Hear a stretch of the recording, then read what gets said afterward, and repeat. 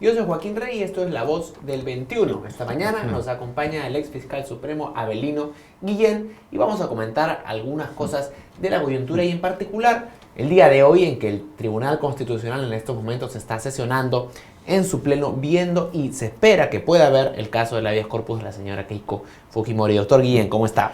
Muy buenos días, muchas gracias por la invitación. Gracias a usted. Bueno, no sabemos si van a llegar en el TC a tocar el tema de la señora Keiko, porque es un punto, entiendo que es el punto 11 de la agenda, veremos si llegan o no. Pero quisiera preguntarle, ¿cree usted que el caso del habeas corpus de la señora Keiko Fujimori a estas alturas es sólido? Yo veo que las resoluciones que ha dictado el Poder Judicial en las tres instancias, esto es el juez cargo ancho, la Sala Superior y la Sala Suprema, son bastante sólidas, bastante solventes y justifican la imposición de una medida tan excepcional como la prisión preventiva. Según el criterio por unanimidad de las tres instancias del Poder Judicial, existe peligro procesal por una actividad permanente de obstrucción de la investigación que realiza el Ministerio Público. En consecuencia, es un debate, entiendo yo, que va a ser bastante largo en el Tribunal Constitucional, donde el señor Blume va a tener que justificar, motivar y convencer a sus colegas de que la señora Keiko Fujimori no ha realizado ningún acto de obstaculización. Ahora, quisiera preguntarle, cuando se dio esta prisión preventiva, las circunstancias eran otras, había una bancada muy grande de Fuerza Popular que efectivamente podía ejercer un poder para proteger a su lideresa, y ya no tiene el fujimorismo esa bancada, no hay Congreso, está bastante debilitado. ¿Las circunstancias son las mismas?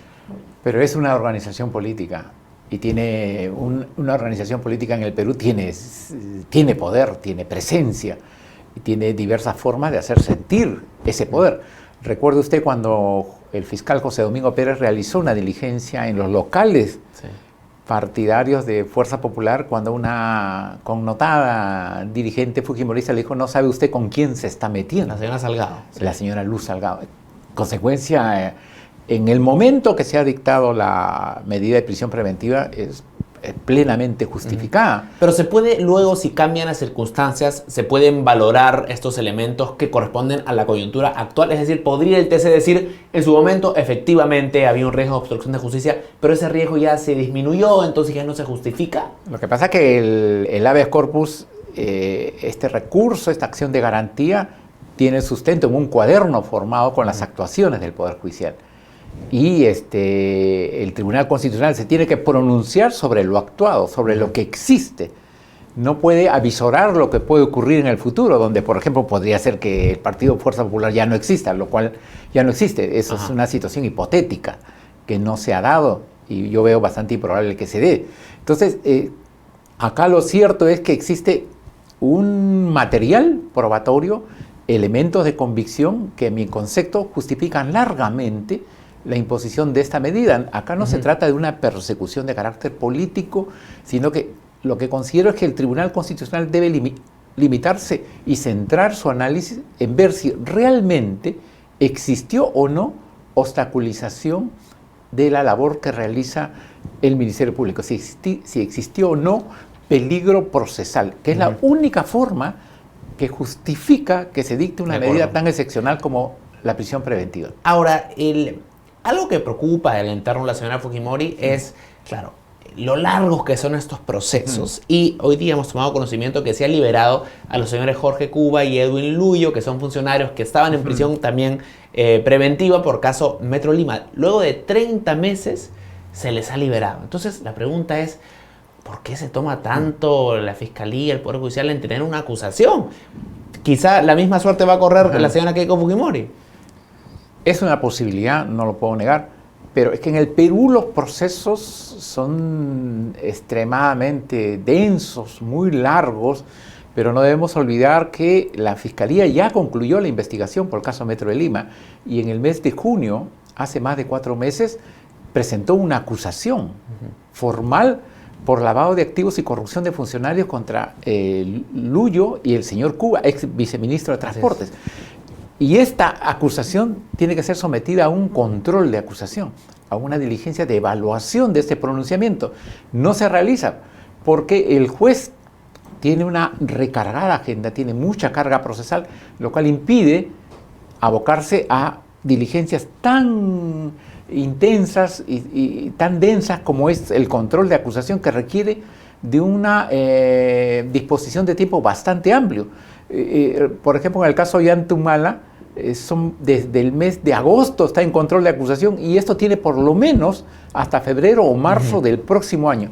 Los abogados van a hacer lo indecible siempre de utilizar todo su arsenal de recursos con la finalidad de dilatar. Van a buscar de que este control de acusación no termine nunca. Ese es el objetivo.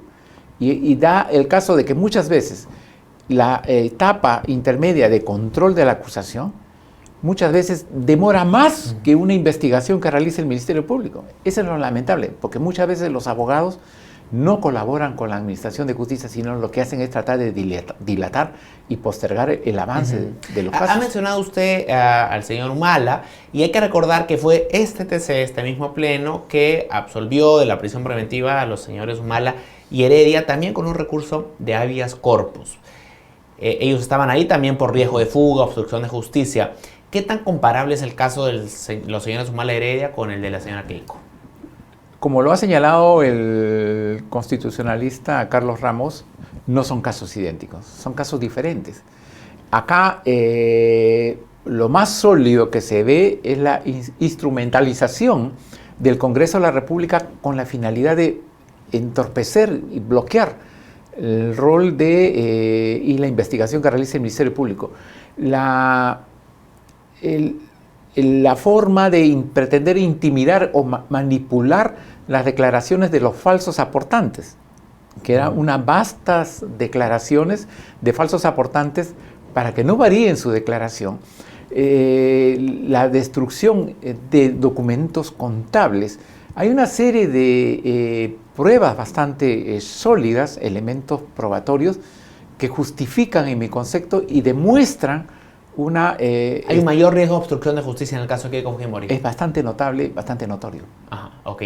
Ahora, hablando del Fujimorismo, que usted ha investigado y conoce, hemos visto que en las últimas horas, que algunos miembros de Fuerza Popular están yendo al Congreso ahora, curiosamente, con otras agrupaciones políticas, ¿no? Destaca, por ejemplo, el caso de la señora Bartra, que está yendo con Solidaridad Nacional. En UPP también hay unos actores del Fujimorismo. ¿A qué están jugando? ¿Cuál es esa estrategia? Están jugando a nuestra falta de memoria. Se están burlando de nosotros. La idea es que participar en este proceso electoral del 2020 en 4 o 5 organizaciones políticas, con la finalidad de confundir al electorado, y al momento que, por ejemplo, usted vota por un candidato que le gusta en una lista X, no solamente está votando por voto preferencial por este candidato, sino que está votando por la lista, y en esa lista figuran ellos. Entonces, la estrategia de ellos, y van a ir en puestos encabezando las listas. Sí. Entonces, cualquier voto que usted haga, así sea por los últimos, va a favorecer a ellos. Pero luego, una vez, en el caso sean elegidos en el Congreso, ¿cree usted que van a ir por agrupaciones separadas o va a haber una unión? Lo han anunciado, van a formar ellos una gran coalición, y que como objetivo va a ser promover una sola cosa: promover la vacancia del presidente Vizcarra. Ese es el objetivo, que ya lo han anunciado. Y es por eso que esas 4 o 5 organizaciones donde deliberadamente se están dispersando, es para que usted no tenga claramente cuál es el objetivo por cuál no votar, por qué lista no votar. Sino que lo agarran a usted distraído y de repente vota por ellos sin darse cuenta. Entonces, no es que la señora Bartra se haya peleado con Fuerza Popular, eso es lo que dice usted, sino que es una estrategia, básicamente. Es una maniobra concertada, es una estrategia que... Por eso que usted ha visto, por ejemplo, que en el Fujimorismo, en las votaciones en este Congreso que fue disuelto, sacaba largamente números superiores al número de su bancada. Siempre han tenido, además, siempre han tenido lo que se conocía como topos ubicados en otras bancadas. Entonces, y una de esas bancadas es donde ellos tenían mayores, eran en la bancada del propio PPK. Había más fujimoristas que gente afín a Pedro Pablo Kuczynski. Ahora, ¿qué rol tendrá Keiko eventualmente si no sale con el habeas corpus en abril debería estar fuera. ¿Ella va a seguir siendo la voz cantante dentro de la organización? Yo estoy convencido de que ella va a continuar con su actividad política. Porque ha dicho que no va a postular al Congreso. Pero tiene derecho, pero va a liderar seguramente su organización, Fuerza Popular.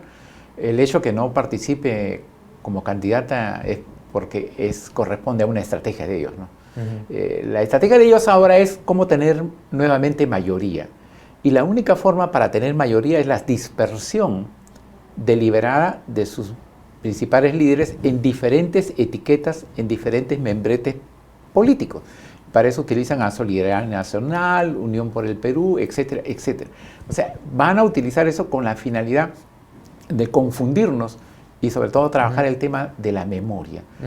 Es un ejercicio de memoria, es una burla de parte de los congresistas que han sido disueltos.